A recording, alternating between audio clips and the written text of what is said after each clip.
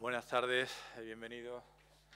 Le he estado diciendo a Elvira que no le falte Coca-Cola porque Elvira viene de trabajar, que con este verano del que ya hemos olvidado, que es verano casi todos los años, 1 grado, 2 arriba, 2 grados abajo, pero siempre nos quejamos del mismo calor y necesita un poco de doping. Me van a perdonar que me dé de manera y misericordia en su presencia, pero necesito bueno, un poco de azúcar. Se lo vamos a perdonar porque seguramente no, estoy convencido de que merece la pena. Esta charla que se incluye dentro del ciclo que estamos organizando con motivo del centenario de la Revolución de Octubre, en colaboración con la Real Academia de Bellas Artes de San Telmo, pues creo que era obligada, siendo, no solo por malagueña que también, siendo quizá uno de los libros que estrella de la temporada Me alegro mucho de verte, María Teresa. Siendo uno de los libros estrellas de ensayo en nuestro país. Un libro además que viene en cierta medida a darle sentido también a a darle un soporte también teórico, algo que nosotros venimos defendiendo desde que abrimos el museo. Ninguno de los que estamos aquí somos especialistas en Rusia, pero hemos ido conociendo el país y a su gente a través de las colecciones del Museo Ruso y a través de la cultura, de la inmensa cultura del pueblo ruso. Y en alguna medida hemos sido injustos con ellos, de la misma manera que con el Imperio Español y con nosotros, con este país, se ha venido también siendo injusto en mucho tiempo. Y Elvira, en este libro, que como digo ha sido una de las estrellas de las publicaciones de ensayo en nuestro país en este 2017, pues viene de alguna forma también a ayudar a defender esa visión. Por tanto, era obligado traerlo a este ciclo amplio que, como digo, gracias a la colaboración de la Real Academia de Bellas Artes de San Telmo, desarrollamos prácticamente durante todo el año en torno a esta conmemoración del centenario de la Revolución de Octubre. Yo solo quería darle la bienvenida, darle las gracias a Elvira por, a pesar de sus ocupaciones y de este calor inmisericordia, haya tenido un tiempo para venir a estar con nosotros. Ese no soy yo, ¿no? No, vale. Es que estoy leyendo ahí mi nombre y digo que se ha equivocado de apellido. Por si acaso. Le cedo la palabra al presidente de la Academia de Bellas Artes, que le quiere dar también la bienvenida, y le agradezco que, a pesar de este sol inmisericordia, pues hayan decidido venirse a este espacio de la colección del Museo Ruso, en la antigua fábrica de tabaco, donde tan a gusto y también se está. Hay 2 sitios en Málaga estupendos para estar ahora en verano, uno en la playa y otros que son los museos, los estupendos museos de Málaga, que afortunadamente puede presumir ahora de tener muchos y muy bien instalados y equipados. Muchas gracias por venir. Gracias, José María. Buenas tardes a todos. Una vez más tendré que decir que es una extraordinaria satisfacción el que 2 instituciones como la colección del Museo Ruso de San Petersburgo, Málaga, y la Real Academia de Bellas Artes hayan unido sus esfuerzos para poder afrontar proyectos en común. Y digo que es una satisfacción porque, en frase manida pero muy expresiva, en este caso 1 y 1 es mucho más que 2. Cuando veo la obra de María Elvira Roca Barea, se me vino a la cabeza, y voy a ser muy breve, un verso de un poeta español hoy olvidado, pero cuando yo era joven realmente muy querido, que era Pedro Salinas. Pedro Salinas tenía 2 poemas, o 2 libros de poemas, Razón de Amor y La Voz a Ti de Vida, verdaderamente excepcionales. Quizá también por la calidad de la obra y quizá también por el momento de receptividad que yo por aquel entonces tenía. Había una frase que no he olvidado y que me he acordado con motivo de la obra de María Elvira Roca Barea y de su posición ante las cosas. Decía Pedro Salinas: la alegría de quererte más. Hay un acto de volición en ese querer. Bueno, pues ella nos ha hecho que nos sintamos talmente orgullosos de nuestra propia historia en este caso incluso de la historia rusa, que nos alegramos de querernos y queremos querernos. Así que muchas gracias y, bueno, a disfrutar con ella. Muchas gracias.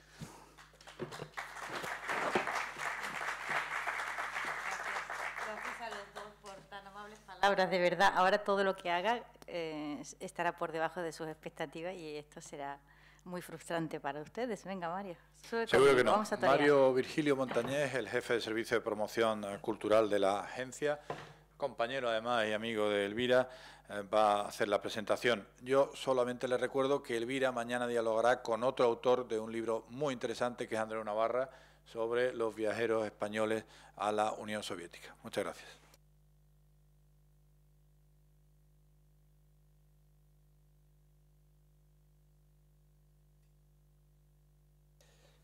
Bueno, Elvira decía y prometía y amenazaba que lo que dijera iba a ser inferior a lo que hemos escuchado.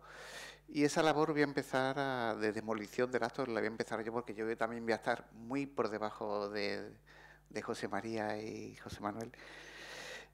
Yo soy amigo de Elvira desde que éramos compañeros en la Facultad de Filosofía y Letras, éramos casi adolescentes, y de eso hace ya décadas. Lo llevamos con dignidad, hemos tenido un... por lo que veo, sí, y por lo que he leído también. Entonces eso, durante décadas hemos sido amigos, viéndonos a veces a salto de mata, pero cuando nos hemos encontrado han sido reencuentros muy intensos. Hemos estado hoy en el Borges, hemos caminado entre trochas hacia un sitio mágico y mítico que se llama La Charata. Y Elvira siempre ha sido una persona con la que cada vez que uno ha hablado aprende.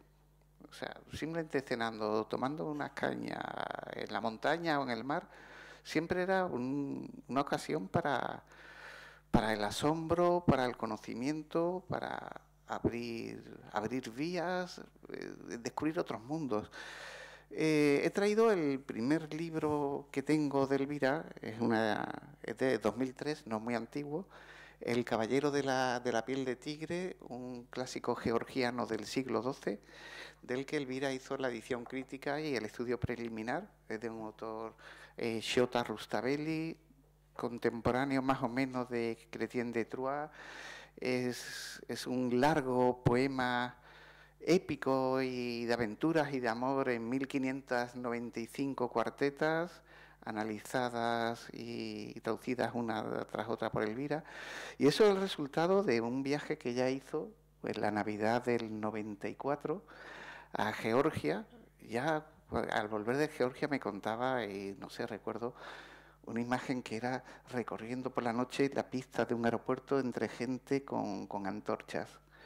O sea, ese es el mundo de Elvira, que es capaz de irse a Georgia cuando el país acaba de salir de una guerra civil que estaba dando sus últimos coletazos, se empapa de la cultura georgiana y viene entusiasmada. He descubierto un poeta georgiano del siglo XII, Shota Rustaveli, y me voy a meter a traducirlo. Me decía, pero es una locura, pero es que es una maravilla y hay tantos matices. Entonces Elvira va abriendo caminos y cuando te habla, uno termina siendo capturado por la figura descomunal de Rustaveli y sus héroes, por ese recorrido georgiano entre antorchas. Después hizo un libro sobre una traducción y un estudio sobre un tratadista militar español del siglo XV, y era un libro que ella encontró en la biblioteca, el manuscrito en la biblioteca de la Universidad de Harvard, de donde fue profesora, y estaba escrito en latín. Entonces, me acuerdo, la anterior presentación de Elvira que estuve, de pronto, los que estábamos allí, algunos íbamos pues, por la curiosidad, por el cariño que Elvira inmediatamente despierta, pero ella es capaz de descubrirte de pronto que la tratadística militar española del siglo XV en latín es algo apasionante y amenísimo y que merece ser conocido. Y así pasa siempre con ella, ¿no? Elvira ha nacido para el magisterio, para el conocimiento. Tengo muchos amigos investigadores, escritores, pero ninguno con el talento de Elvira, en serio. Y cuando ha sacado el libro de Imperiofobia y Leyenda Negra, conocí un avance editorial que ella me envió: mira, Mario, he sacado este libro. Me leí la introducción, el prólogo de Arcadia Espada, y de pronto ese libro se ha convertido en un superventas dentro de lo que es el género de no ficción en España. Va por ocho ediciones, y Elvira es de las personas que lo hacen todo pues con pasión, pero también con meditación, ¿no? Yo, en estas largas décadas que llevamos de amistad, yo nunca me he atrevido a discutir contigo, y ya sabes por qué es. Porque simplemente es reconocerse uno expuesto a la derrota, porque, no sé, es una fuerza de la naturaleza, es un don, y no sé, yo soy sentimental, me emociono y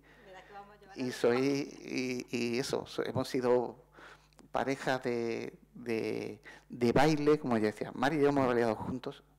Yo bailo fatal, me temo que Elvira, como todo lo hace mejor que yo, incluso bailará un poquito mejor, pero desde luego es de una claridad intelectual y de exposición como pocas veces he visto. Así que me veo en la tesitura de dar paso a Elvira, y sabiendo que lo que va a decir va a ser mucho mejor de lo que yo diga, porque siempre ha sido y así siempre será. Así que muchas gracias, Elvira, y te voy a ayudar a manejar este aparato del demonio y ir pasándote la imagen. Muchas gracias. Por favor. Gracias. No sé si esto se oye, ¿no? Yo estoy acostumbrada a hacerme oír por un cuarto de la ESO con 12 repetidores, o sea que si no funciona no tengo ningún inconveniente, que me puedo valer por mí misma. Muchas gracias, Mario, de verdad. Mario y yo nos conocimos. Yo recuerdo la primera imagen que yo tengo de él, y me llamó la atención lo flaco que era, ¿no? Era flaquito, y tenía una cara de ser el más listo de la clase, y lo era, ¿no? Y desde entonces hemos tenido una relación que, bueno, desde que yo tuve mis hijos, ya saben, la maternidad cómo absorbe, no ha sido tan frecuentada, pero a lo largo de los años se mantuvo y se ha mantenido muy bien. Hemos compartido tantas cosas y nos hemos reído tanto y hemos hecho tantas tonterías que verdaderamente no las voy a contar aquí. Pero ha sido una amistad muy trabajada y afortunadamente conservada, ¿no? Estoy maravillada de ver tanta gente, y yo estaba convencida de que nadie iba a venir a esta conferencia, por razones del calor, de la hora y por algunas cosas más, ¿no? Pero me venía acordando de una conferencia también a una hora muy taurina a la que asistí. Era un ciclo que tenía el pomposo título de Actualización científica y renovación metodológica del griego clásico. Y había una conferencia, el profesor García Gual es magnífico, pero claro, le pusieron una conferencia a las 5 de la tarde. Y yo lo único que recuerdo de la conferencia es el título, El mito de Almeón y las trampas del matrimonio. Y lo recuerdo del esfuerzo absolutamente desmesurado que tuve que hacer para no quedarme dormida. Así que si alguien pega una cabezada, pues que no se preocupe para nada, porque estamos todos aquí muy bien y muy fresquitos y se entiende a la perfección. Cuando me escribieron de esta casa para pedirme que viniera, yo me alegré muchísimo porque, bueno, eso salió de un viaje, pero mi afición por lo ruso venía de antes. Pero yo hice un viaje muy largo, que empezó en San Petersburgo y terminó en el lago Baikal en el 98, el viaje más largo de mi vida, realmente, que más tiempo duró y más kilómetros recorrí por tierra, en el Transiberiano. Y conocí muchos rusos y me hice amiga de algunos rusos y algunas rusas, y amistad que conservo todavía. Y si alguna capita mínima me quedaba, que yo ya la tenía muy diluida, porque debo decir que en la época gloriosa en que éramos muy amigos y nos veíamos siempre, Mario quizás no lo recuerde, pero yo tenía un retrato de Dostoyevsky en la mesita de noche, que ya es tener, con aquellas barbas, que está espléndido en esa fotografía, en Siberia, está espléndido. O sea que yo a la literatura rusa le tenía pasión absolutamente, y fui por toda Rusia, de tumba en tumba, poniendo flores. Y, como ya digo, pero eso era lo literario y ese era el mundo de las palabras que están en los libros. Luego quedaba la gente. Y la gente fue genial. Y recuerdo como algunos de los momentos mejores de la vida, unas borracheras espléndidas en el lago Baikal, cantando con los rusos cada uno en un idioma. Bien, esas son las cosas que a uno le hacen apreciar la especie humana, tan dada toda clase de miseria. Pero el hecho de ser capaz de cantar a gritos, y a las 4 de la mañana, a base de vodka, y todo el mundo al compás, eso fue una cosa memorable. Yo lo recuerdo con verdadera... Cuando la vida me parece miserable, intento evocar aquel momento. Y me digo, no, todo es posible y todo puede mejorar. Y después me puse a preparar esta conferencia, que no leeré porque leeré muy aburrido, y les contaré un poco de qué va esto de la rusofobia y de la imperiofobia. Y cómo nace y cómo se crea. Y porque no es una idea, digamos, que surge espontáneamente en las cabezas, ¿de acuerdo? Cuando se tiene una visión prefigurada tan enormemente negativa de un grupo humano como la que se ha tenido y se tiene de los españoles y de la historia de España, o la que se tiene de los rusos, presuponer tanta unanimidad es una inocencia. Es decir, esto es el resultado de una atmósfera que se crea y esa atmósfera requiere una elaboración y una preparación. ¿Cómo se prepara esa atmósfera que nos ha convencido prácticamente a todos los europeos de que los rusos como mínimo son raros y desde luego inferiores a nosotros, por supuesto, en todas las cualidades, exactamente igual que pasa con los españoles? Es decir, todas las definiciones de la leyenda negra pasan por decir que la forma general que adopta es que los españoles son en general un pueblo por debajo de la norma en aquellas cualidades que la Europa occidental considera que son las cualidades de la civilización. Pues esto se puede aplicar perfectamente a los rusos también. Esa es, digamos, la visión que la Europa comme il faut, y no utilizo una expresión francesa por casualidad, ha dibujado de Rusia. Nosotros tenemos una imagen prefigurada de Rusia, que es el resultado acumulado de lo que ahora voy a intentar explicar de una manera muy resumida. Pero yo también tenía mi dosis de rusofobia y les voy a contar de dónde me vino. Porque me acordé de ella justo cuando me puse a pensar de qué íbamos a hablar aquí. La primera vez que yo pensé en Rusia, que me di cuenta de que había en el mundo una cosa que se llamaba Rusia, fue el resultado de un libro que mi padre me compró, que lo escribió un catedrático de la Universidad de Barcelona, se llamaba José Repollés Aguilar. Y era un libro muy ameno, estupendo, que hacía un recorrido muy largo a través de personajes por la historia, empezando en la antigua Grecia y terminaba prácticamente en el siglo XX. En ese sentido estaba muy bien, porque el personaje y la anécdota dan mucho para la memoria y uno termina fijando en ella nombres y ciudades y pueblos y tiempos. O sea que en ese sentido estaba bien. Pero lo que decía de Rusia, la única anécdota que había de Rusia, la única historieta, digamos, era una magnífica que cuando me puse a escribir Imperiofobia me esforcé por intentar verificar. Nunca pude verificarla, no he podido nunca verificarla.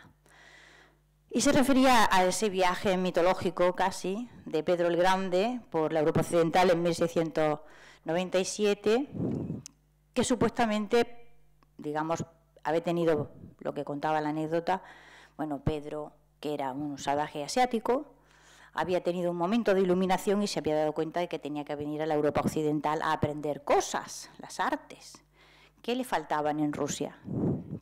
Y entonces había emprendido una especie de gran cabalgada, rodeado de cosacos y tal. Yo me imaginaba aquello, no sé, como una romería, ¿no? Y había recorrido toda la Europa Occidental copiando inventos. Pero la anécdota cumbre era un viaje, una visita hecha y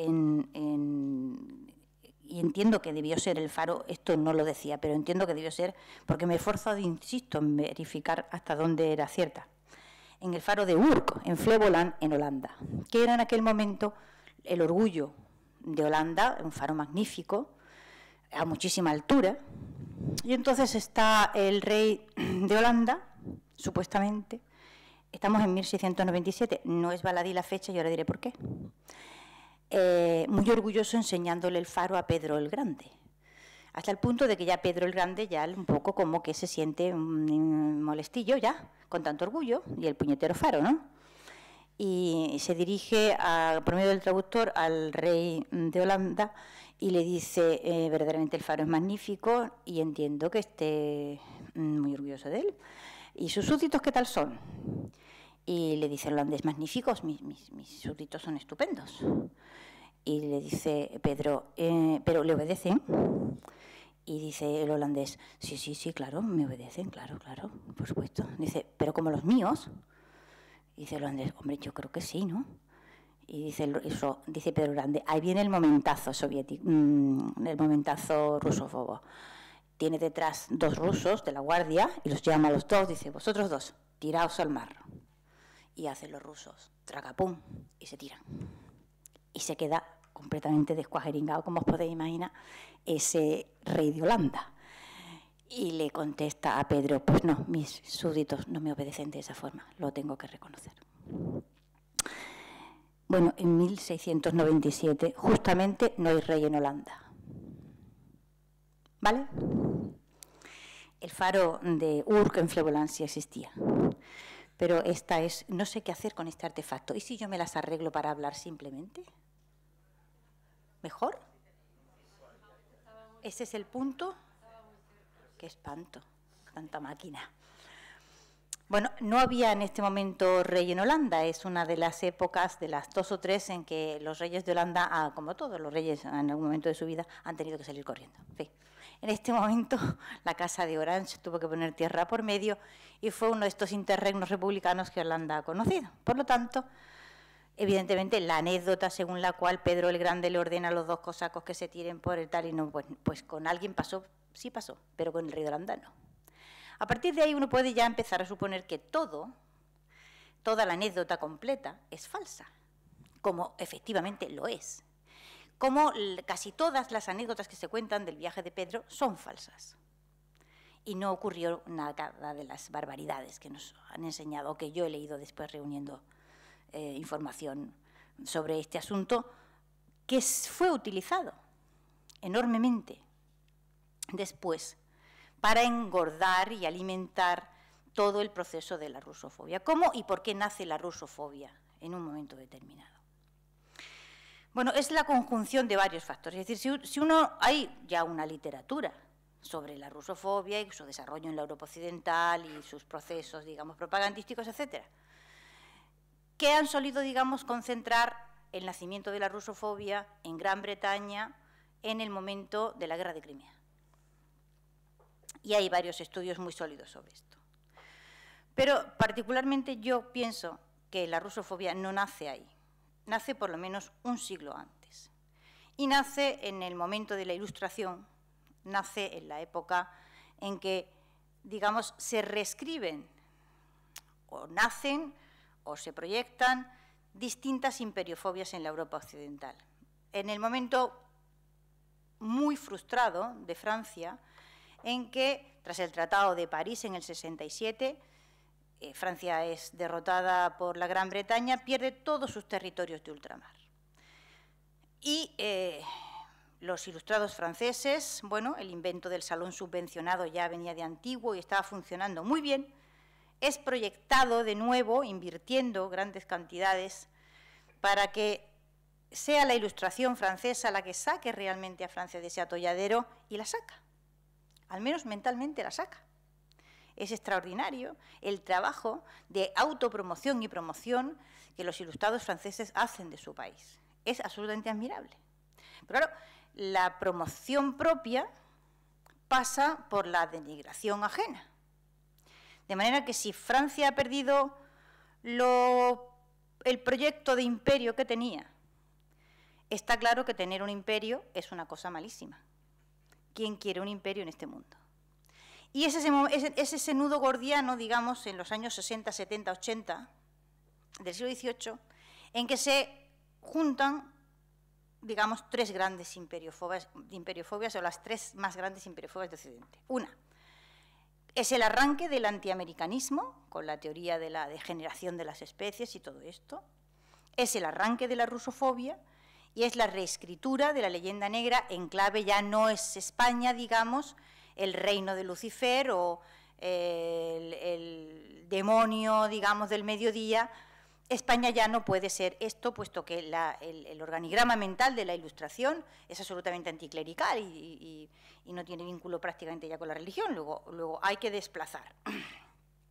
Y se desplaza. España ya no es la sede del anticristo, pasa a ser la sede de la ignorancia, de la falta de luces y de la falta de razón y de la falta de desarrollo intelectual, etcétera, etcétera, etcétera, etcétera.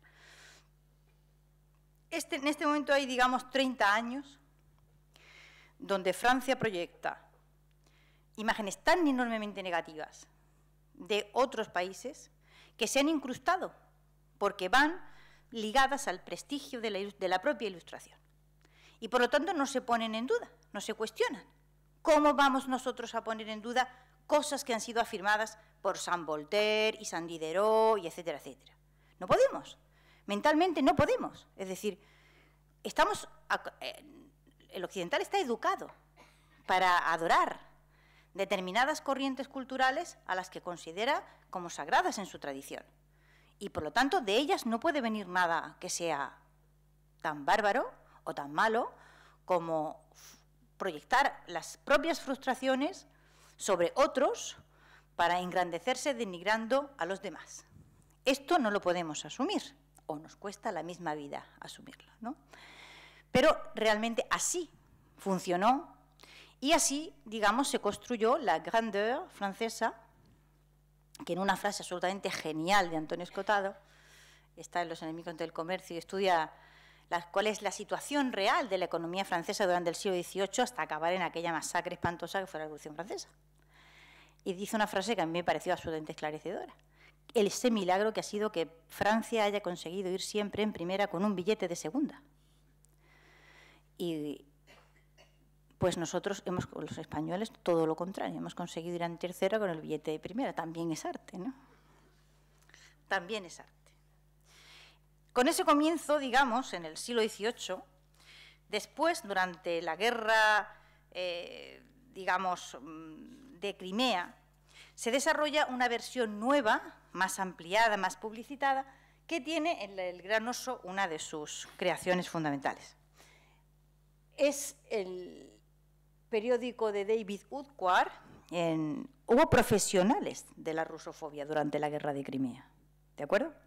O sea, gente que se dedicó profesionalmente a la proyección y elaboración de una imagen negativa de Rusia que normalmente empezaba en los periódicos ingleses más prestigiosos y de ahí pasaba a otros periódicos, digamos, más cutrecillos, para entendernos, y después por el resto de la Europa occidental. Porque había que justificar la guerra de Crimea. ¿Vale? La guerra de Crimea es una especie de tontería constante que le pasa a la Europa occidental, porque una de las cosas más características que tiene la Europa occidental o el europeo occidental es que no aprende nunca de sus errores.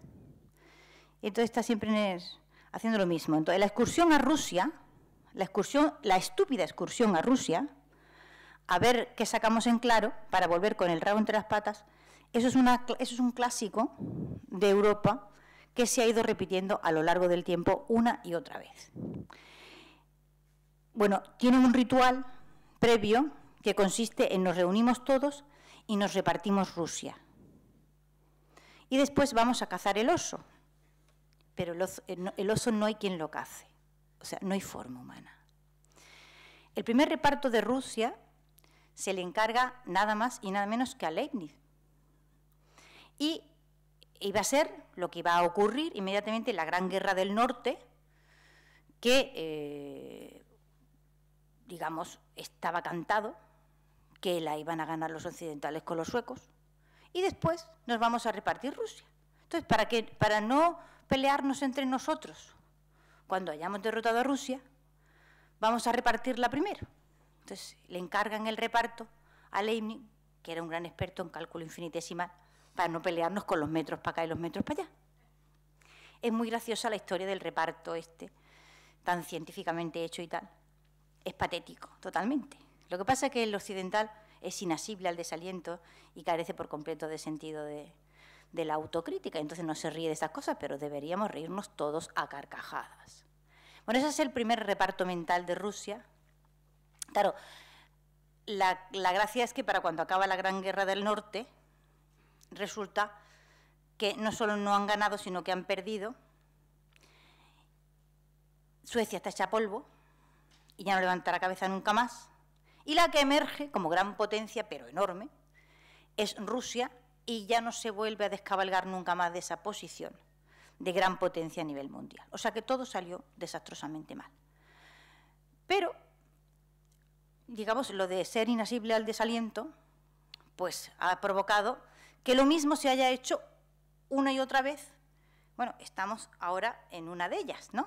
El coletazo de unas de estas excursiones a Rusia, en plan deportivo, para volver con el rabo entre las piernas, no me cabe la menor duda de que volverá a suceder. Pero ha habido más, es decir, y con distintas, digamos, en cada una de ellas se han producido episodios más o menos simpáticos o grotescos de falsificación, ¿no? La siguiente excursión, o sea, después de la aventura frustrada del reparto con la Gran Guerra del Norte, la siguiente excursión la protagoniza Napoleón. Los franceses en un momento determinado se consideran que esta es la nuestra. Y entonces se van de excursión a Rusia, bueno, todo el mundo sabe cómo aquello acaba, ¿no? Pero entre medias se produce un episodio de falsificación que es muy poco conocido en España, porque nosotros, ahora después lo cuento, todo. Ese es fatal. Será culpa mía que lo... seguro. Bueno, luego lo cuento. Estaba yo diciendo que la aventura napoleónica en Rusia fue precedida de un episodio de falsificación muy utilizado, porque fue muy utilizado en ese momento y luego durante la guerra de Crimea hasta la desesperación. Vamos, al punto que el Napoleón III ordenó que se hicieran copias y en todos los organismos oficiales y oficinas de correos de Francia estuvo expuesto el testamento de Pedro, ¿vale? Que era un documento que había sido probablemente falsificado en Polonia. Y bueno, esto es un clásico, digamos, de la propaganda anti lo que sea, ¿no? La falsificación de un documento que ha sido capturado al enemigo y entonces pone de manifiesto cuáles son sus perversas intenciones para los protocolos de Sion. Bueno, en los tiempos gloriosos de España, planes secretos de la Inquisición y planes secretos de los jesuitas eran el plan nuestro de cada día. Se pueden coleccionar con anillas, vamos, cada 3 por... vamos, constantemente. O sea, una de las grandes rebeliones orangistas fue precedida de una falsificación de un documento inquisitorial de España, supuestamente, en el que, al parecer, Felipe II había autorizado a la Inquisición a entrar en los Países Bajos y confiscar todas las propiedades de todos los holandeses. ¡Hala! Y esto se publicita, que si se sale en hojas volanderas por los mesones y los templos calvinistas, oye, y se lía una que no veas. Quiero decir que esto no lo tomamos en este tono, pero que es una cosa muy seria. Ese testamento de Pedro, en el que, digamos, o sea, fíjese usted el disparate de la cosa, ¿no? Supuestamente Pedro deja un testamento en el que le dice a los rusos lo que tienen que hacer en los siglos siguientes y los rusos van y lo hacen. O sea, es como, ¿quién ha obedecido jamás al abuelo, no? Es una tontería sublime. Pero esto sirvió para calentar los ánimos, tanto en los años previos al intento de invasión napoleónica, como luego durante la guerra de Crimea hasta el paroxismo. Pero en la guerra de Crimea, digamos, hay un componente de más sofisticación, ¿no? Y en esos componentes de mayor sofisticación, pues claro, intervienen ya lo que podríamos llamar la creación de la rusofobia industrial. Estas imágenes que tienen ustedes ahí, que se ven fatal, forman parte, digamos, de esa creación de la rusofobia industrial. Esta, que se ve muy mal, pero por eso la he descrito, ¿vale? Fíjense que estamos en 1791. O sea, en una época sorprendentemente temprana, muy temprana. Uno no esperaría encontrarse esa agresividad. Y uno dice, bueno, pero ya es que en esta época, pues, en la Ilustración ya existe, ¿no?, la imagen satírica y todo esto, bien. Pero la imagen de Catalina, que es sumamente grosera, bueno, ustedes ya se imaginan, tiene un plus. O sea que si se buscan imágenes satíricas de otros reyes europeos, aparecen pues más o menos gorditos, por ejemplo las de Carlos IV, pues son patéticas, tan gordín floncete y tal. Pero de este grado de ordinariez, o sea, esto es para los rusos, nada más, ¿vale? Uno puede criticar al rey francés o puede criticar al prusiano, pero no en esos niveles de absoluta ordinariez, de grosería sublime. Eso en Europa nos lo hemos merecido los españoles y los rusos, nada más. ¿Vamos para arriba, para abajo?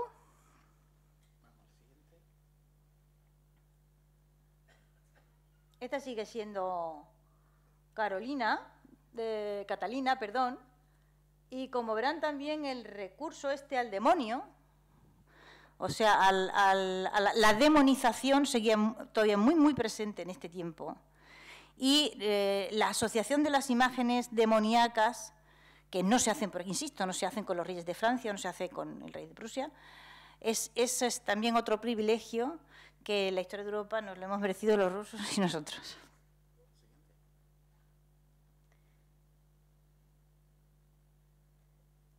Esto ya es guerra de Crimea. Fíjense la pinta del zar. Pues la imagen lo dice todo. Es decir, al ruso se le puede caricaturizar en esos términos. No es que no se caricaturicen a otros reyes, pero no de esa forma, y no en esa clave, y no de una forma tan destructiva, tan ofensiva, y mostrando, digamos, ese sentimiento de superioridad, ¿no? Pero el componente, digamos, industrial de la producción de rusofobia durante la Guerra de Crimea implicó a más gente.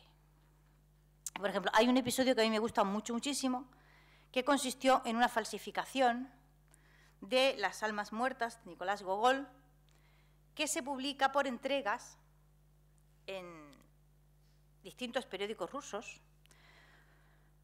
Bueno, es un episodio de mucha sofisticación. O sea,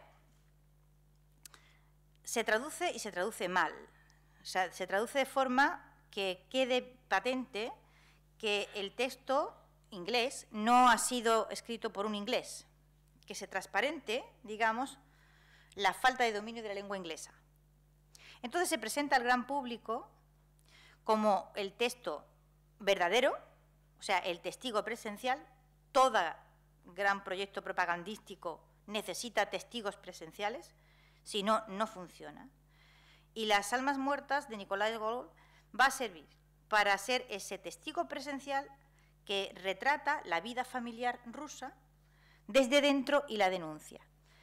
Como por si no estaba lo suficientemente claro que el ruso era moralmente inferior y un bárbaro y un salvaje, y que jamás en la vida se podría comparar con la Gran Bretaña, que era la civilización en aquel contexto, por supuesto. Entonces, esto vamos, el cuadro es vámonos todos a por Crimea, ¿vale? Que ya hay que estar despistado para intentar quitarle Crimea a los rusos. Pero bueno, es otra de las excursiones. Durante aproximadamente 2 años, ese texto falsificado, al que además el falsificador añade una serie de comentarios encaminados, digamos, a mostrar a los rusos todavía más, desde un punto de vista aún más ofensivo y denigrante, ¿no? Y al final, digamos, por si no se había notado lo suficiente, hay como una especie de colofón moral en el que, o sea, es todo tan ofensivo, tengo aquí y les iba a leer, pero no se lo voy a leer determinados trozos, porque son verdaderamente indignantes. En esa producción de rusofobia industrial, pues colaboraron gente que uno no se esperaría.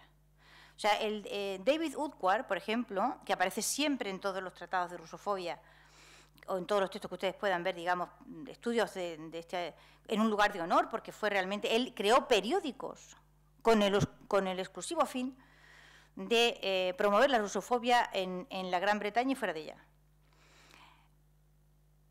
Contrató gente estupenda. Por ejemplo, contrató a Carlos Marx, que trabajó durante 12 meses. Carlos Marx era muy rusófobo, ¿de acuerdo? Tuvo con Bakunin las grandes trifulcas a cuenta de esa rusofobia que él había heredado, porque eso viene de muy atrás, ¿de acuerdo? Filosóficamente de muy atrás, es decir, adherido al pensamiento racista alemán, pero desde Kant y desde Hegel, y en Fichte y en quien usted quiera. Está la idea del que luego ya aparecerá en Hitler de una manera ya demente, de estos Undermensch, ¿no? Es decir, los eslavos son una raza degenerada, como nosotros en el sur también somos una raza degenerada, por habernos mezclado con sangres inferiores, con razas inferiores. O sea, de la misma forma que la sangre semita había contaminado la sangre española, la mezcla de los judíos, la mezcla con los árabes, etcétera, y luego ya el aporte indígena de América había terminado por... Bueno, ese es el pensamiento oficial, ¿eh? O sea, cuando el Imperio Español se hunde en el siglo XIX, lo que ocurre es que todo esto... ha habido una estupenda ley del silencio y ha habido que echarle un manto de tierra encima después de la Segunda Guerra Mundial y de todo lo que sucedió. Pero a cualquiera, en cualquier universidad de Europa, se le preguntaba en 1870 por qué se ha hundido el Imperio Español y te contestaba con toda su alma que porque la raza había degenerado. Así de simple. Degenerados también estaban los eslavos.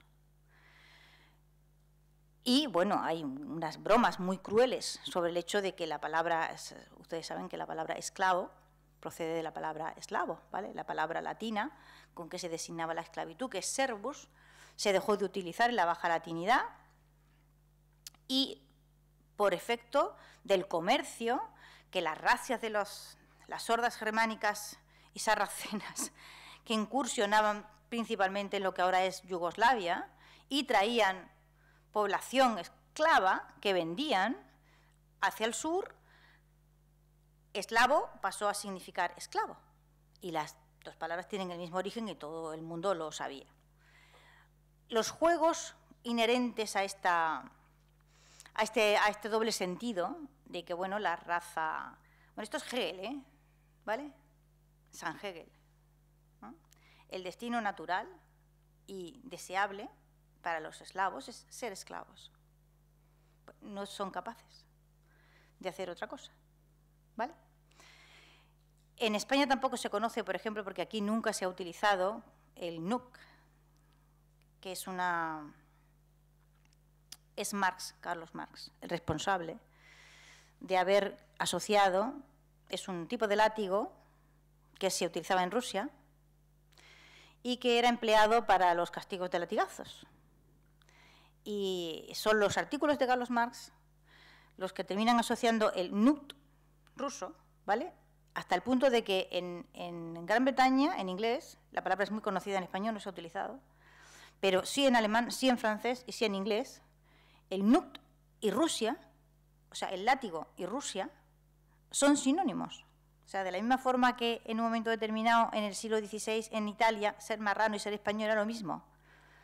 Pues el NUT y Rusia, o sea, ese látigo de castigo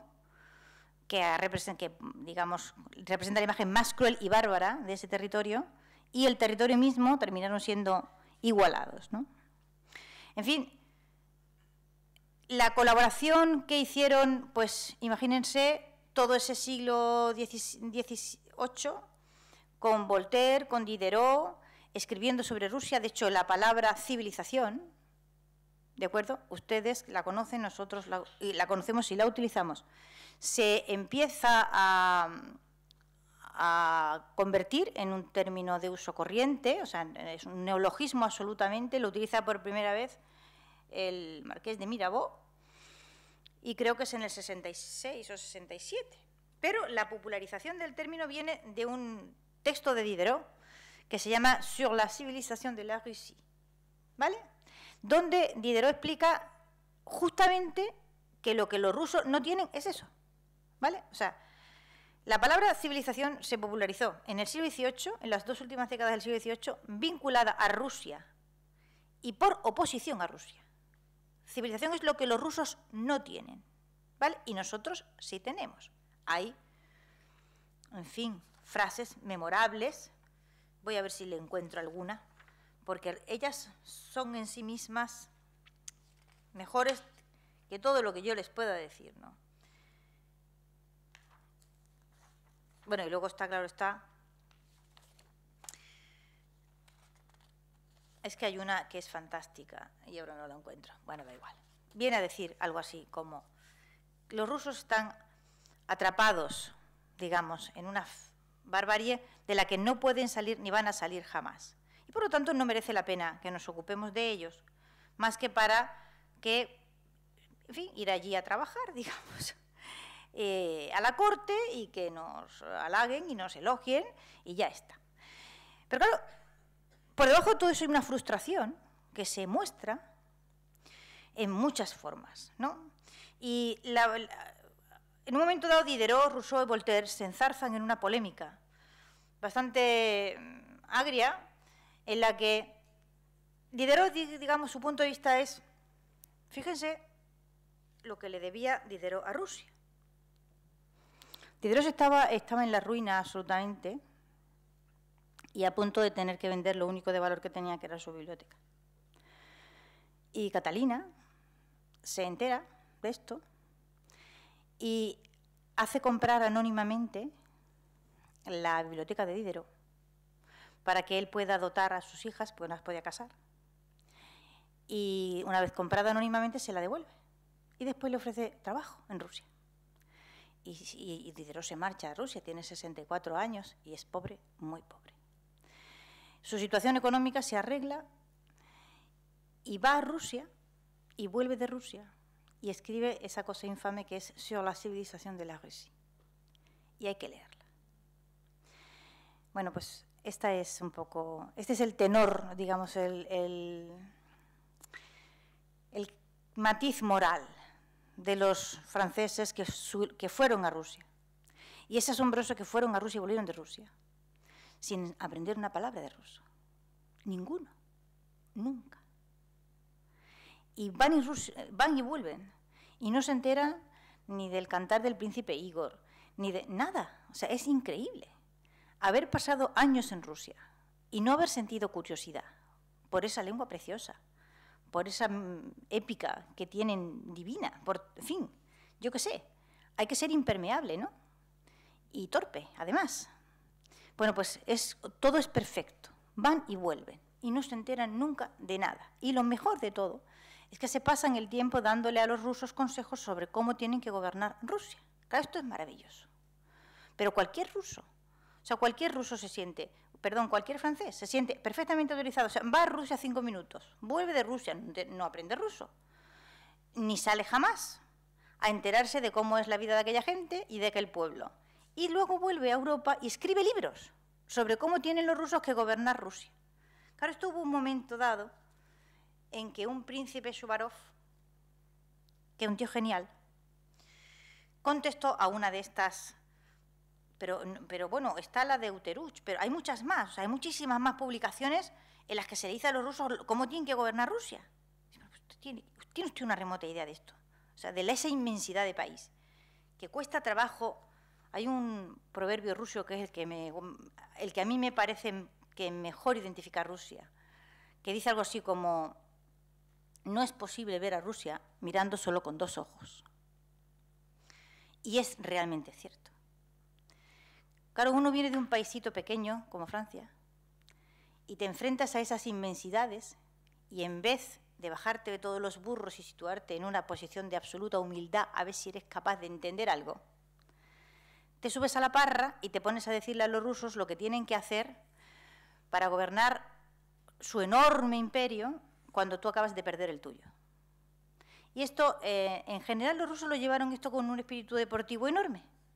Pero el príncipe Suvarov un día se le subió el pavo y escribió una especie de carta satírica que apareció anónimamente en Ámsterdam y que fue durante muchísimo tiempo atribuida a la emperatriz, pero no la había escrito finalmente ella, la escribió este príncipe Suvarov, que hace una reducción al absurdo de todo lo que los grandes ilustrados están diciendo. Es decir, ¿cómo demonios vais a venir a decir a los rusos lo que tienen que hacer con su país si no habéis sido capaces siquiera de levantar 3 ciudades en la vice-royauté de la Nouvelle-France? Estamos nosotros explorando territorios en los que no aguantaríais vivos ni 2 minutos. En fin, yo la recomiendo, no ha sido reeditada, pero si a alguien le interesa le digo dónde, y se la encuentra en internet en la edición de 1780 y tantos, en el Google Books. Y se la lee uno y te partes de la risa, porque es muy fácilmente reducible al absurdo, ¿no? Lo chocante de toda esa historia, que está vinculada a las sucesivas excursiones, ¿no? Porque hemos hablado de la excursión napoleónica, después hemos hablado de la excursión de la Guerra de Crimea, que no se ganó, A Crimea se fue y se volvió con el rabo entre las patas. Lo que pasa es que los rusos han tenido siempre muy claro que a los europeos hay que no tocarles el orgullo. Y entonces les dieron a las potencias contendientes la posibilidad de, vale, nosotros decimos que hemos perdido la guerra, pero ustedes se van. Y así se firmó esa paz. Los rusos accedieron a mostrarse derrotados, pero de Crimea no trajo nadie ni un zapato. Después hubo otro momento, gran momento de engaño en la Alemania de Hitler, pero en fin, con Hitler. Y hemos vuelto a tener uno, y está fresco, en la crisis de Crimea-Ucrania, todavía en tiempo, todavía discurriendo, ¿no? Pues obsérvenla ustedes con detenimiento, especialmente hilarante en los telediarios, y váyanle viendo la evolución. Y ya verán cómo no tienen nunca nada que ver lo que dicen con lo que pasa. Es una cosa magnífica. Por supuesto, esto va a terminar fatal, para Occidente, evidentemente, ¿no? Esta excursión última la ha promovido Alemania, que está muy subida desde la unificación, y que anda, digamos, buscando la reconquista de lo que habían sido sus antiguos territorios de expansión. En el primer desliz provocó la guerra de Yugoslavia y en el segundo desliz ha provocado la guerra de Ucrania. Lo dejo como tema de meditación y no insisto. Lo bueno de esto es que, claro, viene la época soviética. La época soviética desdibuja completamente el cuadro de la rusofobia. Pero como el mundo soviético era un mundo pasional, o sea, pasional en el sentido de que o eras pro o eras contra, y no había forma humana de situarse en un punto fuera de ese contexto ideológico, porque es muy trabajoso para nosotros ahora pensar cosas desde un punto de vista que no sean ni de derechas ni de izquierdas. Yo a veces me planteo, ¿y cómo sería el mundo si perdemos esa brújula? ¿Dónde vamos? Despiste total. Pero el hecho es que la humanidad se ha organizado a lo largo de milenios y no había ni derecha ni de izquierda. Esto es para nosotros como inconcebible, ¿no? No sabemos cómo nos va, porque si nuestra brújula moral tiene que tener esos dos polos y fuera de ellos no nos podemos organizar. Yo por eso, cuando andaba escribiendo el capítulo de Rusia, decidí obviar completamente el mundo soviético, porque completamente me desdibujaba en lo que yo quería estudiar, que es la rusofobia, que existía antes de que hubiera derecha e izquierda, y que les puedo asegurar que nosotros, en fin, la derecha y la izquierda no la vamos a superar. O sea, no en el tiempo de nuestras vidas. No sabemos si los nietos o los bisnietos serán capaces de construirse una brújula moral diferente, pero está claro que nosotros en nuestros tiempos no vamos a poder superar eso. Pero había que salirse del mundo soviético. Así que yo me ceñí a la época anterior y a la época posterior. Y al asombro enorme que le provoca a montones de autores rusos el comprobar que, digamos, bueno, Rusia ya no es la URSS, o sea que han dejado de ser el gran peligro, ¿no? Y resulta que la rusofobia no solo no se atenúa, no solo no disminuye en Occidente. Y claro, periodistas afincados en París como Anatol Lievin, en fin, gente intelectualmente muy válida y prestigiosa, no acaban de encajar el hecho de que resulta que hay más rusofobia que antes. ¿Y por qué? O sea, ahora ¿por qué somos los malos? O sea, estaba claro, antes porque éramos los malos, ¿no? Pero ¿y ahora qué hacemos? Si estamos intentando ser demócratas y dispuestos a pactar y, en fin, venimos todos con unas caras de buenos y tenemos a Gorbachov tan simpático y tal. ¿Ahora qué hacemos mal?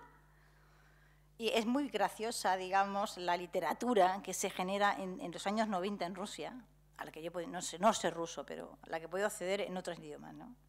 Sobre esta especie de desconcierto en que cae la clase intelectual y los periodistas rusos y tal, al darse cuenta de que no solo no tienen mejor prensa de antes, sino que la tienen peor. Y claro, ¿y ahora qué hacemos? O sea, ya no sabemos lo que vamos a hacer. Es imposible. No se ha acabado la rusofobia. Y la rusofobia no se va a acabar, ¿vale?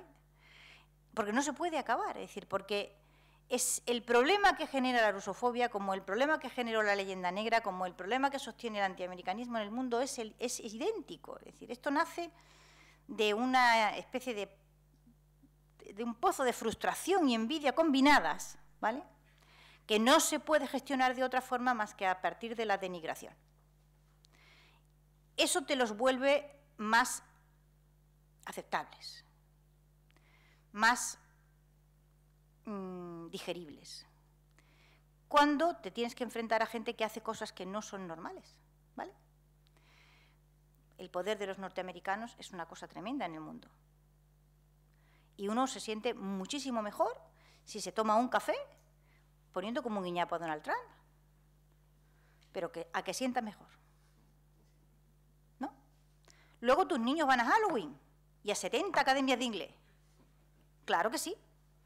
Pero uno se sienta a tomarse el café y se echa su cuarta espada de antiamericanismo y es mucho mejor. Te alivia. ¿A que sí? Bueno, pues esto es lo mismo que ha pasado con Rusia y lo mismo que ha pasado con los demás imperios y lo mismo que pasaba con los romanos en su momento. Es decir, y no tienen nada que ver con lo que ellos hagan, sino con lo que ellos son y lo que ellos representan. ¿Vale? El haber conseguido cosas que hubieran tumbado a cualesquiera otros.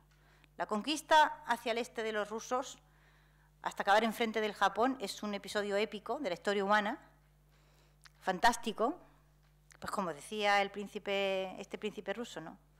A ver si sois capaces de andar durante 48 horas por ese territorio sin morir, por ejemplo. Lo hicieron en otro clima, pero con muchos mosquitos, también tenía su gracia, los españoles en otro momento, en fin. Cuando te encuentras con un grupo humano que rompe el esquema habitual y hace cosas extraordinarias y provoca en un continente un movimiento tan difícil de medir, ¿cómo sería el mundo sin Rusia? Esa parte del mundo enorme en la que ellos viven.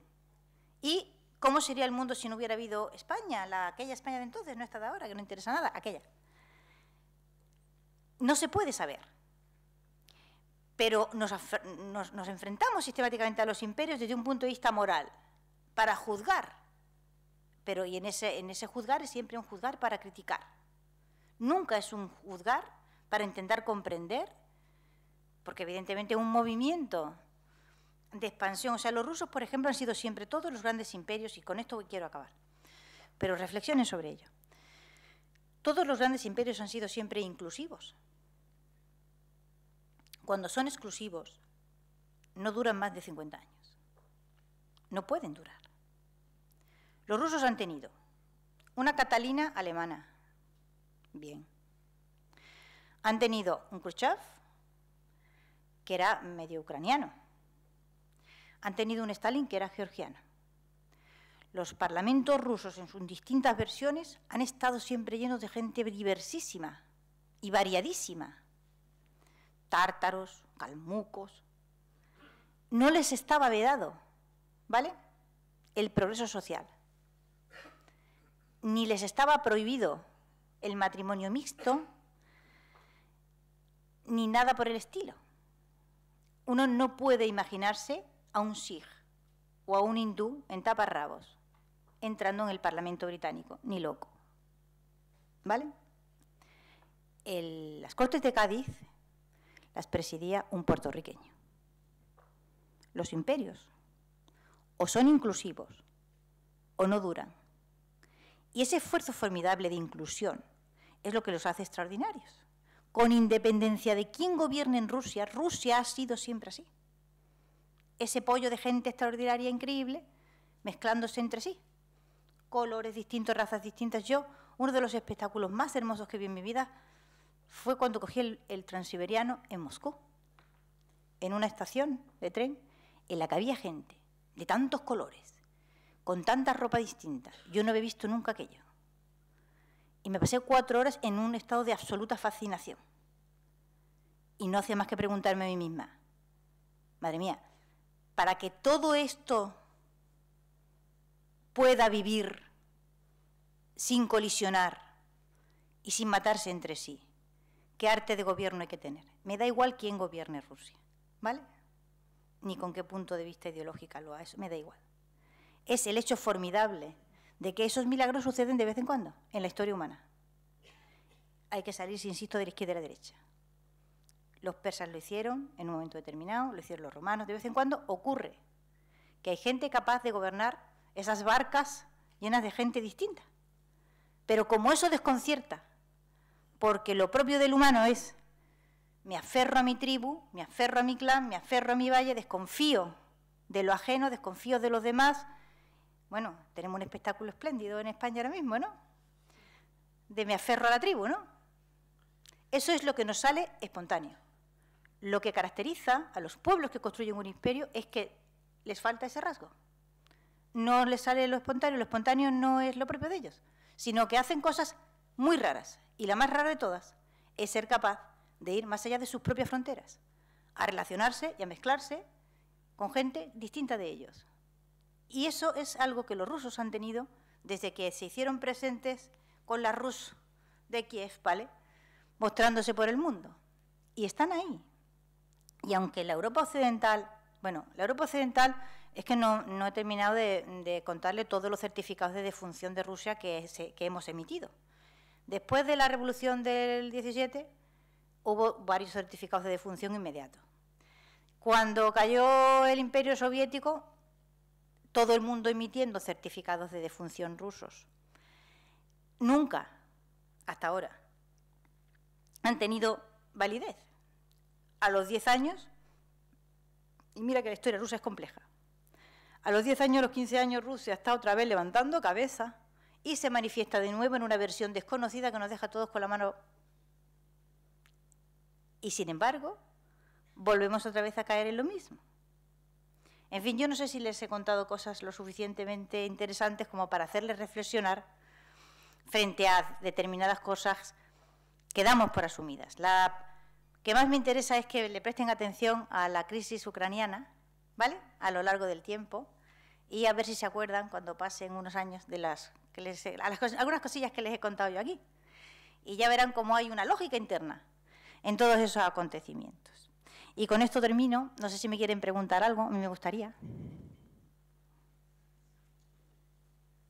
¿Una Coca-Cola para todo el mundo?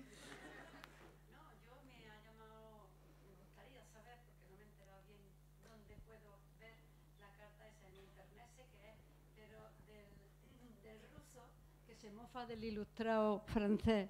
Pues yo ahora después se la escribo a usted, el sitio. Sí, se la voy a escribir. Porque si no, no me voy a enterar. Pero yo se la escribo y usted va y la busca, la de Chúbalo.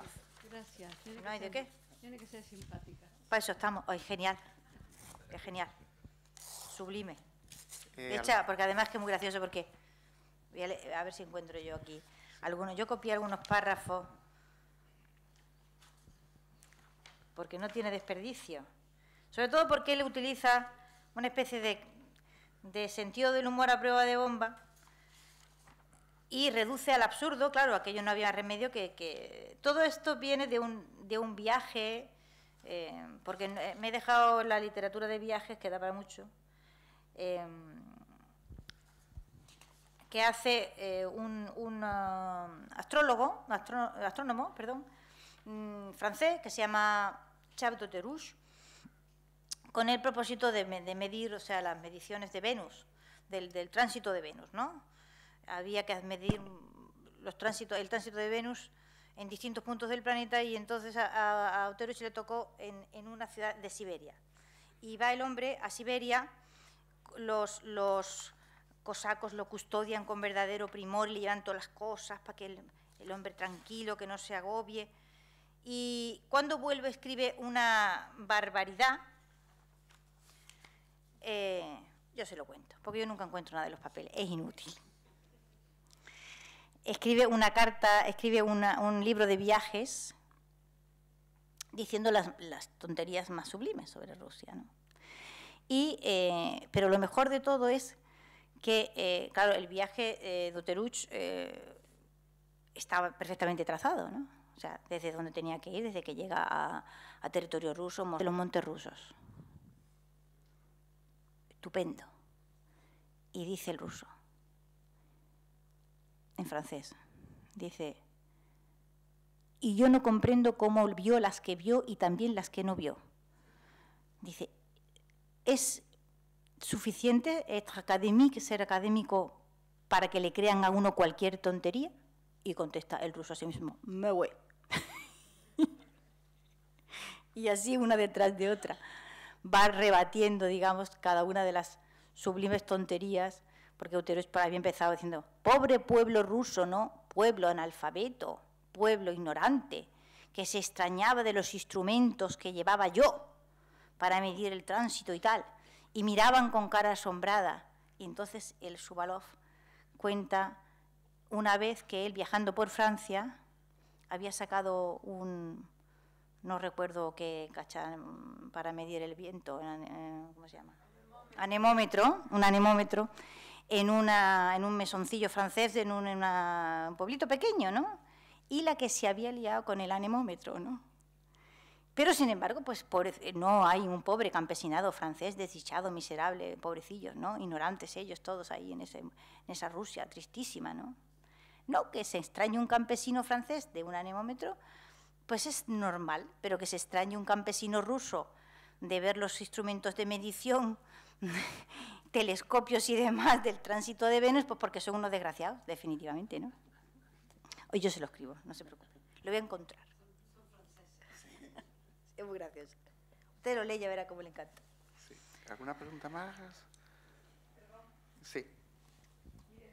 Quería preguntar, como usted me ha comparado con España, entonces, para que o sea, está claro que las fobias las idea alguien de fuera, pero ¿hace falta para que progresen las fobias que los de dentro también no las rechacen? O sea, por ejemplo, usted misma ha dicho que en el transiberiano se encontró gente muy diversa, en España hay gente muy diversa, mientras que los franceses, con perdón, si hay algunos, son chauvinistas. O sea, entonces, para que prosperen las fobias, ¿es también producto de que los de dentro fomentamos esas fobias? O sea, no las cortamos, sino que, como somos más abiertos quizás, o no sé, hacemos que... Mira, una de las características... en la parte primera del libro es el resultado de haber intentado comprender, digamos, eso que llamo la imperiofobia, ¿no? Y por qué acompaña a los imperios esa especie de idea negativa y que todos tenemos, pero los imperios tienen una estructura a lo largo de la historia en distintos lugares y tiempos y en distintos continentes que se asemeja mucho. Y una de las características que tienen es que son ferozmente autocríticos. O sea, los romanos eran ferozmente autocríticos con ellos mismos, a un punto paranoico, ¿no? Los españoles han sido ferozmente autocríticos consigo mismos en sus tiempos álgidos y yo creo que es la única característica del imperio que sobrevive. No ha quedado nada más que esa ferocidad en la autocrítica. Los rusos tienen también esa característica. Son tremendamente críticos consigo mismos y están siempre en un estado perpetuo de autocuestionamiento de su mismidad y de su ser y de unas cosas metafísicas continuamente. Y los norteamericanos tienen también esa característica. Es decir, y yo creo que eso es funcional. Claro, en nuestro caso ya no es funcional, o sea, en nuestro caso es destructivo, porque claro, que uno sea autocrítico en la España de 1600 es funcional, quiero decir, mejora el imperio, ¿vale? El imperio es grande, potente, y entonces el ser autocrítico está claro que va a provocar un efecto positivo en el mejoramiento.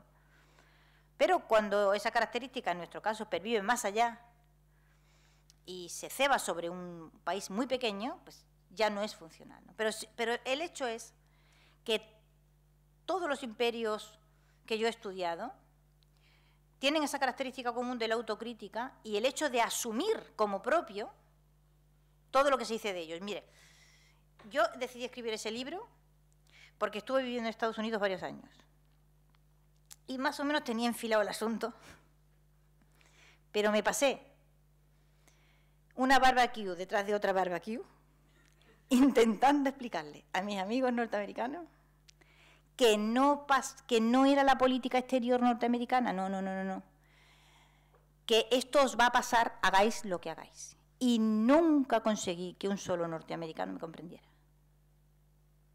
O sea, que la culpa no la tenía Bush, entonces era Bush. Que cuando tengáis un presidente alto y guapo, y vino luego estupendo Obama, la gente os va a odiar de la misma forma. O sea, que ni aunque fueseis regalando piruletas, que da igual. Que lo que representáis en el mundo es algo que concita, bueno, la hibris, ¿vale?, que decían los griegos, ¿no? Concita esa mezcla de admiración y envidia que necesita alivio. Y eso provoca el antiamericanismo. Y no tiene solución. Yo, en fin, pónganse el ejemplo ese de qué bien sienta un café criticando a los americanos. Y ya verá que lo entienden de inmediato, pero si le pasa a uno mismo. Es algo, es un acto reflejo de la condición humana, no tiene solución.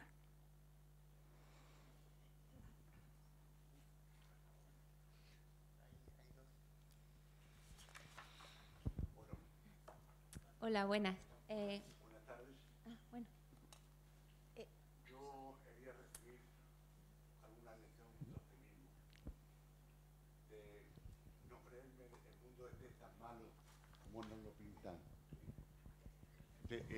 Somos portadores de una Europa enferma, de una sociedad con ambiciones improcedentes. Y dentro de estas muchas batallas hemos perdido, preguntar si es posible ganar la guerra.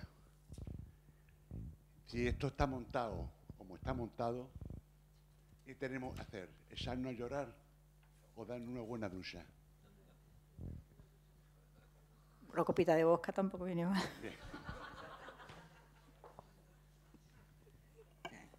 No, yo creo que la condición humana tiene su lado miserable y su lado genial.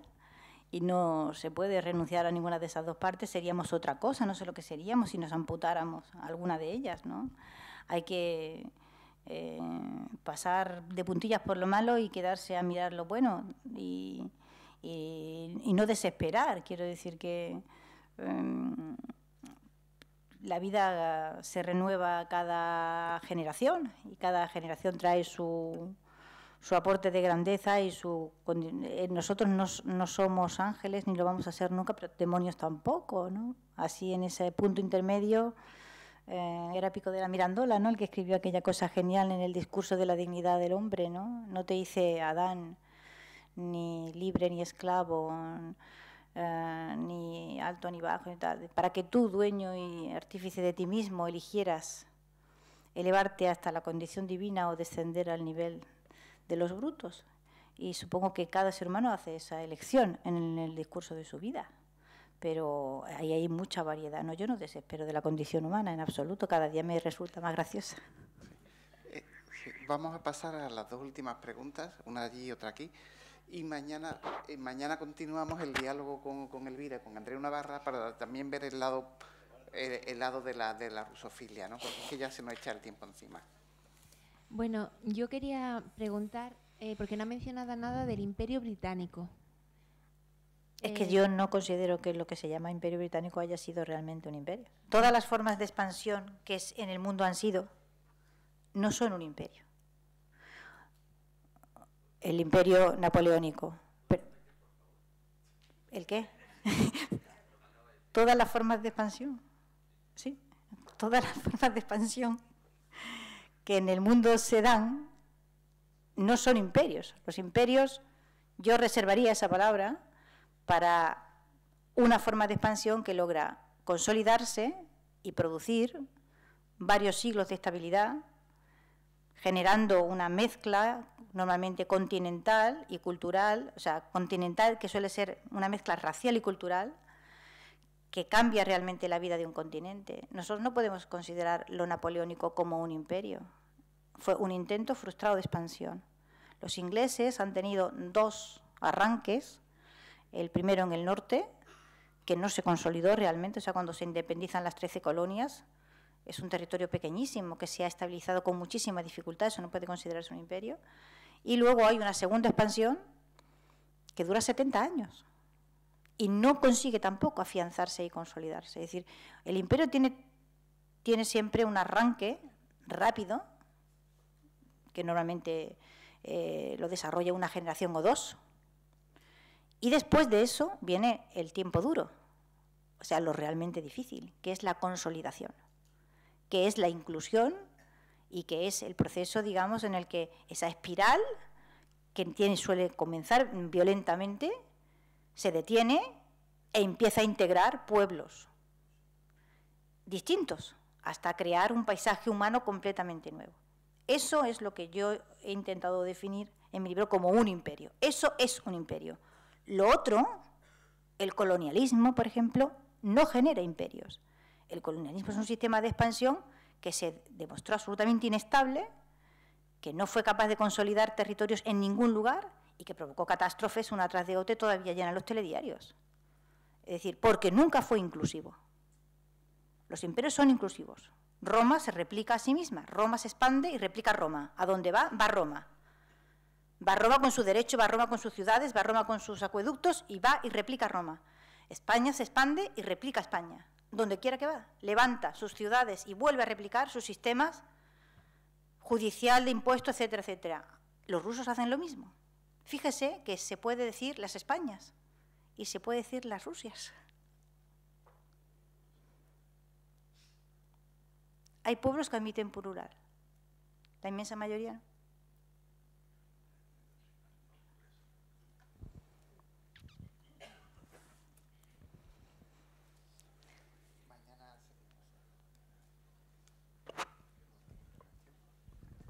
Voy a escribirle a esta señora. Sí, hola. ¿Perdón? Buenas. Sí, quería decirte una cosa. Primero, darte la enhorabuena por la obra. Y a mí me ha servido muchísimo. Yo tenía un complejo de inferioridad tremendo. Y leyendo este libro, pues yo lo sabía de siempre, que era igual que un francés, igual que un inglés, igual que un alemán, que no eran ni más ni menos. No, mucho mejor. Entonces, ¿el qué? Mucho mejor. Mucho mejor, efectivamente. Pero yo creo que era algo que nos habían puesto encima de la cabeza, algo que una nube que tenemos desde que nacemos, esa inferioridad, ¿no?, asumida. Y entonces yo te agradezco este libro porque de verdad, cuando vaya otra vez a ver a mi hija a París, pues voy a ir yo con mi pecho mucho más abierto y diciendo, dejaros de... Pero quería hacerte una pregunta concreta. Esta forma de actuar ahora de Rusia, siempre esperamos todos que cuando terminó la Unión Soviética, porque claro, los que estamos aquí hemos conocido solamente una Rusia, la Rusia comunista, y todos los que no comulgábamos con eso o veíamos la ineficacia de un régimen de ese tipo, pues estábamos en contra de ello. Entonces hubo unos años después de la Unión Soviética que había una esperanza de que Rusia fuera un país, no tiene por qué ser como Francia ni como España, pero que fuera un país, digamos, unido al libre mercado, a una serie de cosas, a unos parámetros que tenemos en España. Pero, en cambio, ¿qué ha pasado? Pasaron 4 o 5 años y otra vez Rusia, no sé por qué, a ver si tú me lo puedes explicar, ¿por qué Rusia siempre está en contra, en el otro lado de la trinchera con respecto a nosotros? Es decir, porque nosotros estamos en contra de ellos. No, me refiero. Por ejemplo, todo lo que sucede en el mundo y en las Naciones Unidas, pues vota en contra de todo. Entonces, ¿es una autodefensa de ello contra el resto de los países o...?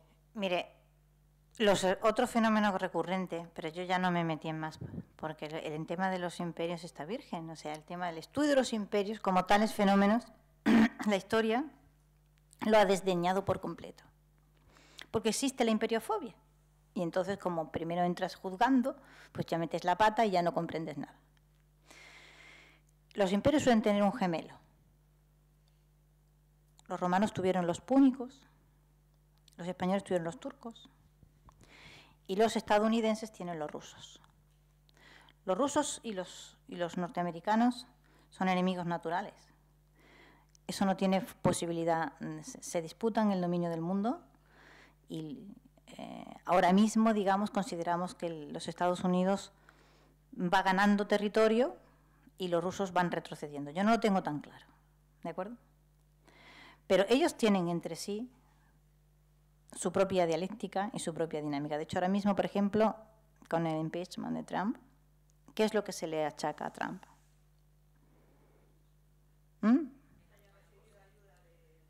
¿Vale? Único pecado. Peor que la Levinsky. Mucho peor. O sea, la cabeza puritana y calvinista digamos, la clase media norteamericana, WASP, ¿no? Blanca, anglosajona, protestante, fue capaz de encajar a Levinsky, pero la amistad con el ruso no. Hay ciertas cosas que están más allá de los parámetros de la derecha y la izquierda. Incluso que habría que estudiarla como fenómenos naturales, cuasi biológicos. Y eso está así. Muy bien, pues muchas gracias, Elvira. A vosotros. Gracias a ustedes. Y antes de la ovación atronadora y la salida de la sala bajo palio después de estar firmando libros, mañana tendremos la segunda parte de la beatificación de mi santa adorada Elvira, a partir de las 6:30 en un diálogo con Andreu Navarra sobre su libro El espejo blanco, viajeros españoles en Rusia, en forma de un diálogo con Elvira. Así que muchas gracias y mañana más. Gracias. Y todavía mejor. Gracias. Gracias.